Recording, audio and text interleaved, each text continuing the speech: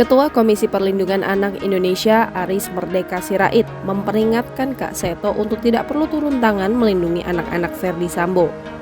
Seperti diberitakan sebelumnya, Lembaga Perlindungan Anak Indonesia Seto Mulyadi atau Kak Seto mendadak muncul mendatangi Ferdi Sambo yang ditahan di Makobrimob pada Selasa 23 Agustus 2022. Kedatangan Kak Seto menemui Ferdi Sambo untuk membicarakan psikologis 4 anak Ferdi Sambo.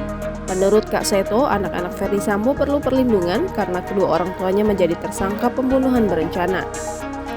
4 anak Ferdi Sambo, kata Kak Seto, mendapatkan perundungan dari warganet, maka perlu perlindungan. Tak hanya itu, setelah bertemu dengan Ferdi Sambo, Kak Seto kembali membuat statement agar Putri Chandrawati, istri Ferdi Sambo, menjadi tahanan luar. Sebab katanya, Putri masih memiliki anak berusia 1,5 tahun yang memerlukan sosok ibu. Ia mengatakan bayi berusia 1,5 tahun membutuhkan peran ibu di dekatnya. Meski tak bisa menjadi tahanan luar, Kak Seto berharap ada jaminan dari pihak lapas untuk memenuhi kebutuhan bayi tersebut. Kemunculan Kak Seto di kasus Ferdi Sambo ini mendapatkan reaksi dari Aris Merdeka Sirait. Aris menyoroti langkah-langkah Kak Seto yang dianggap tidak lazim. Ketua KPAI Aris Merdeka Sirait mengatakan bahwa masih banyak anak-anak dengan kondisi serupa yang lebih perlu mendapatkan pendampingan tersebut.